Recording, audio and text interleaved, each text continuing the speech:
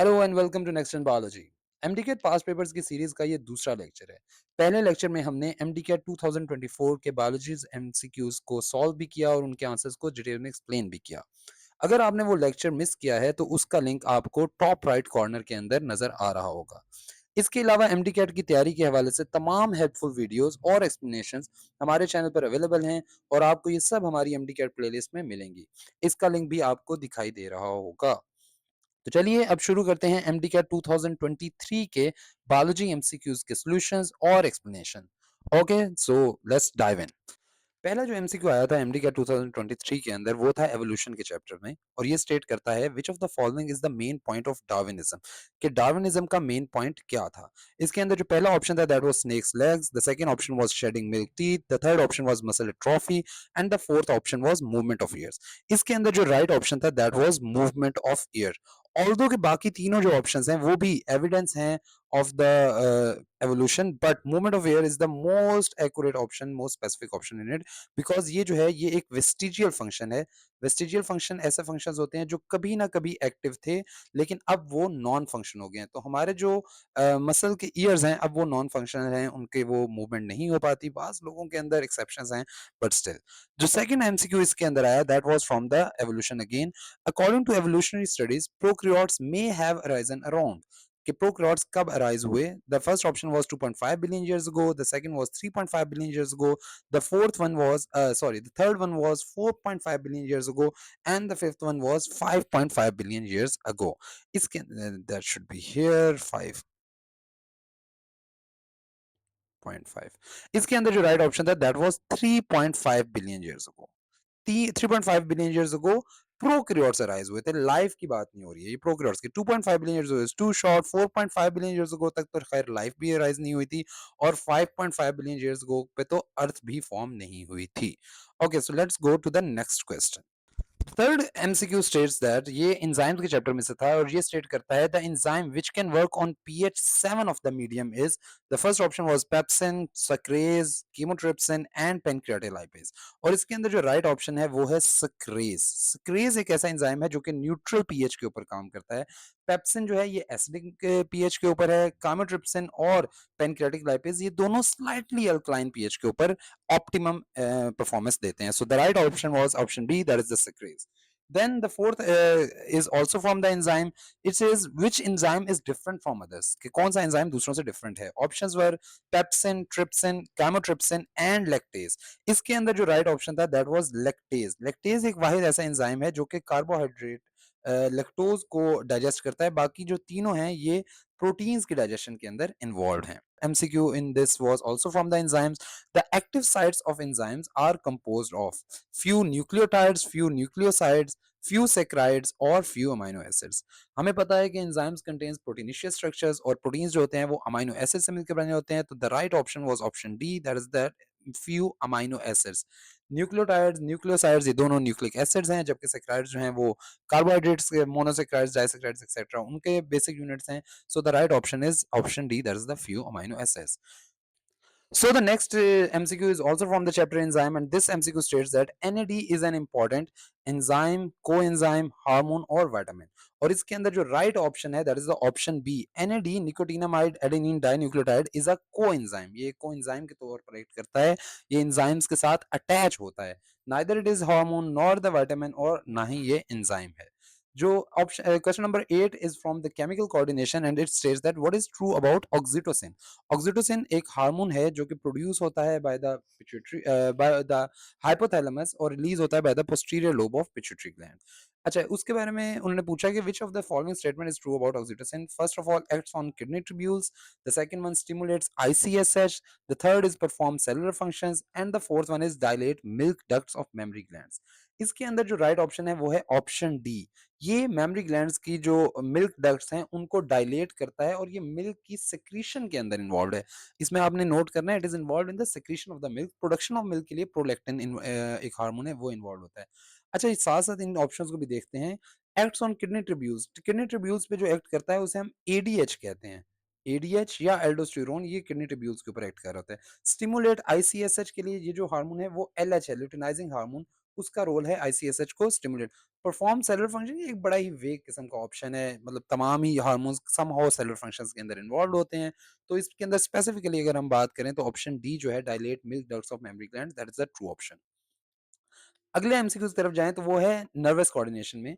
In a typical nerve the action potential duration is 1 millisecond, 1 microsecond, 1 second या 1 minute. Oh my god, 1 second और 1 minute तो बहुत ज्यादा दूर है, इसको तो आप निकाल दें।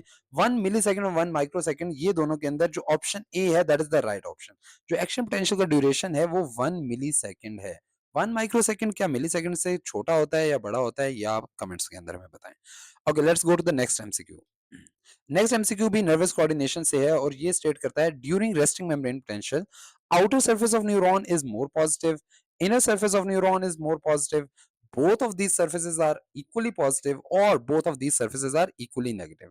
इसके अंदर जो राइट ऑप्शन है वो है ऑप्शन ए।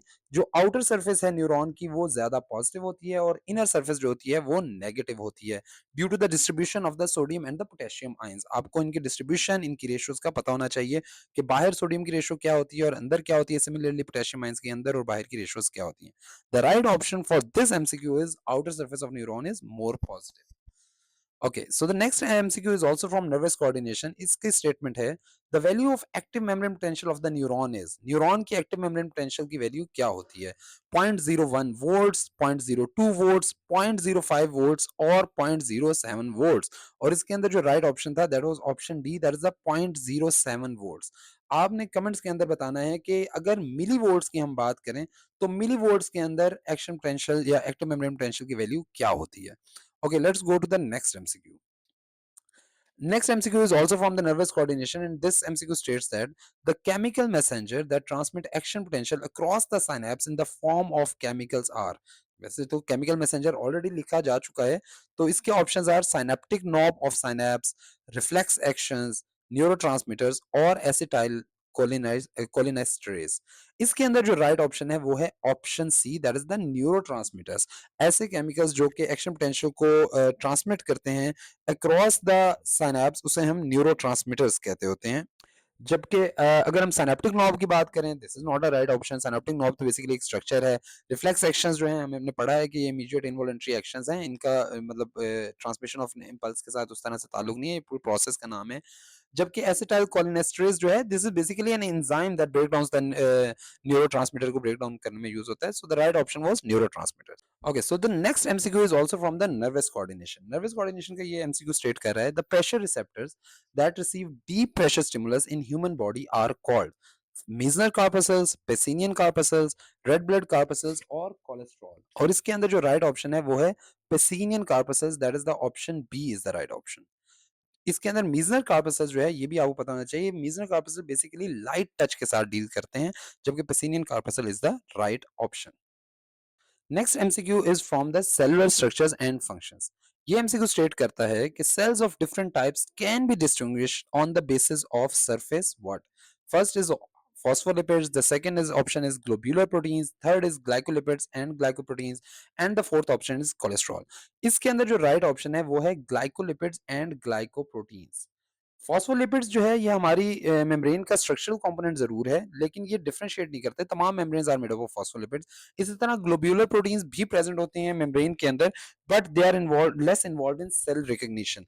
जबकि कोलेस्ट्रॉल जो है वो भी इंपॉर्टेंट है मेम्ब्रेन स्टेबिलिटी के लिए, लेकिन इसका सेल टाइप रिकग्निशन के अंदर रोल नहीं है। सेल टाइप रिकग्निशन के अंदर जो रोल है वो है ग्लाइकोलिपिड्स एंड ग्लाइकोप्रोटीन्स का। ये बेसिकली सेल सरफेस मार्कर्स को या एंटीजेंस को फॉर्म करते हैं। Okay, so the next question is from the cell division. This question states that mitosis, a type of cell division, is observed in. Options are Escherichia coli, second one is Nostoc, the third one is blue-green algae, or the fourth one is cyanobacteria. So, the right option in this is cyanobacteria. Cyanobacteria, although कि एक prokaryote है, लेकिन इसके बावजूद ये जो division show करता है वो माइटोसिस है, जबकि बाकी जो सारे हैं वो बाइनरी फिजन को ऑप्ट करते हैं, एस्टेरिया कोलाई या नॉस्टॉक या blue green algae. Okay, so the next question is from the evolution. Which of the following types of organs are supposed to be functional in ancestral species rather than in present day species? ऐसे organs जो कि ancestral species, जो पुराने आबाओ अजदाद की species हैं, उनके अंदर तो फंक्शनल थे, लेकिन प्रेजेंट डे स्पीशीज के अंदर वो नॉन फंक्शनल हो जाते हैं। ऐसे ऑर्गन्स को हम क्या कहते हैं? The options are vestigial organs, homologous organs, analogous organs और एम्ब्रियोनिक ऑर्गन्स। और ये हमने पहले एमसीक्यू के अंदर ऑलरेडी डिस्कस कर लिया। ऐसे ऑर्गन्स को हम कहते हैं vestigial organ. So the option A is the correct option. Homologous organs ऐसे ऑर्गन्स होते हैं जो कि स्ट्रक्चरली सिमिलर होते हैं, लेकिन they are functionally different. Analogous organs are दोस्त जो कि स्ट्रक्चरली डिफरेंट होते हैं but they are functionally similar. और इसी तरह जो एम्ब्रियोनिक ऑर्गन्स होते हैं वो एम्ब्रियोनिक स्टेजेस के अंदर प्रेजेंट होते हैं। So the next MCQ is also from the evolution, and this MCQ states that which of the following is the main point of Darwinism? Darwinism का main point क्या था? The first option is overproduction. The second option is variation.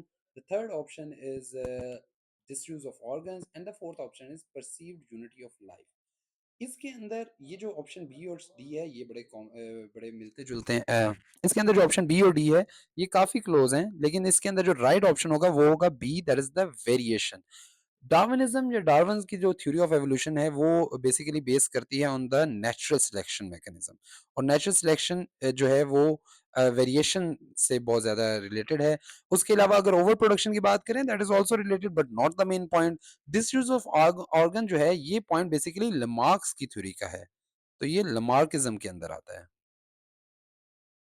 इसी तरह जो perceived unity of life है ये भी evolutionary synthesis के साथ बहुत ज्यादा रिलेट करता है, जबकि डार्विन की थ्योरी के साथ ओवरऑल सिर्फ उसके साथ रिलेट नहीं कर रहा। Okay, let's go to the next MCQ, and the next MCQ is from the circulation, and this MCQ states that descending aorta is bifurcated into two vessels, which on further division form femoral artery that supply blood to high muscles of legs. ठीक है, descending aorta is bifurcated into two vessels, दो vessels के अंदर वो divide होती है। Bifurcate मतलब divide होना, which on further division के वो फर्दर डिवाइड होती है और वो फॉर्म करती है, फ्रॉम नहीं, it should be form, it should be form which division form femoral artery that supply blood to high। इसके अंदर जो हमारे पास ऑप्शन है वो है iliac vein, iliac artery, temporal artery and the sciatic artery।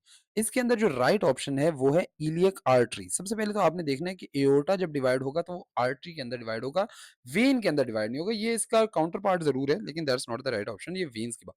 तो iliac artery is the artery that divides और वो फॉर्म करती है femoral artery। टेम्पोरल आर्टरी जो है ये हमारे बेसिकली हेड रीजन को करती है, सप्लाई लोकेट करती है उसके अंदर। और sciatic artery is not a very major artery that descending aorta से जो कि ब्रांच होती है। Next MCQ is also from the circulation, and that states that the final destination of lymph is, the option is lymph node, lymphoid organs, lymph capillaries or subclavian vein। इसके अंदर हमें ये याद रखना है कि lymph जो है वो सर्कुलेट होता है और वापस आता है इनटू द सर्कुलेटरी सिस्टम के अंदर। तो इसकी जो फाइनल डेस्टिनेशन है वो सबक्लेवियन वेन है, कि इसने फाइनली उस वेन के साथ मिलकर अपने सर्कुलेटरी सिस्टम के अंदर शामिल होना है। lymph node, lymphoid organs और lymph capillaries, these are not the irrelevant options हैं। Okay, next MCQ is from the inheritance, and that states that ABO blood group is controlled by more than two alleles in a population। एक population के अंदर जो दो alleles से ज्यादा अगर present हो तो उनसे ABO blood group system होता है। This shows that ABO blood group is an example of, first option is polygenic inheritance, the second option is multiple alleles, the third is operons, and the fourth is allelic interaction। इसके अंदर जो right option है वो है multiple alleles। ABO blood groups system जो है वो determined होता है बाय द मल्टीपल, और ये ऑप्शन बी बनता है। मल्टीपल एलीज जो है उससे ये कंट्रोल हो रहा है ABO blood group system. Allies जो हैं ये बेसिकली, इसका कॉन्सेप्ट हम यहाँ पे देख लेते हैं कि होमोलोगस क्रोमोसोम्स के ऊपर जो लोसाई होते हैं, एक ही लोसाई के ऊपर जब डिफरेंट जीन्स प्रेजेंट होते हैं उनको हम एलील्स कहते होते हैं।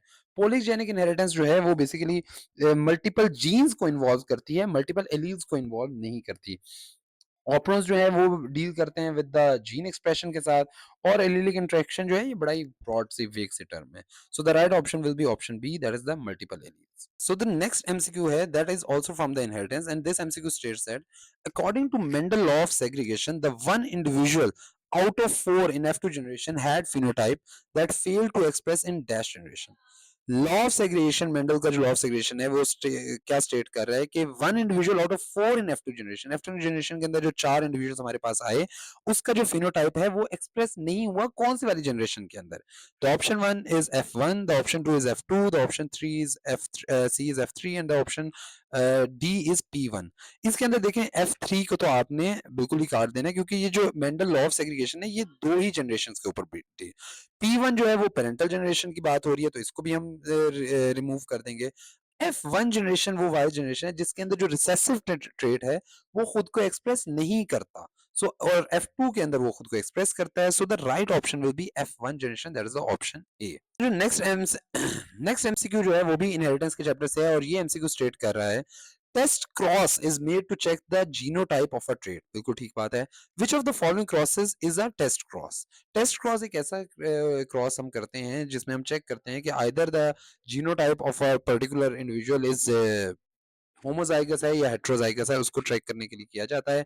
विच of the following crosses is a test cross? Unknown into a dominant A and T small t, unknown into small t homozygous recessive की बात कर रहे हैं, and the unknown into homozygous dominant T की बात कर रहे हैं। इसके अंदर जो राइट ऑप्शन है वो है ऑप्शन बी।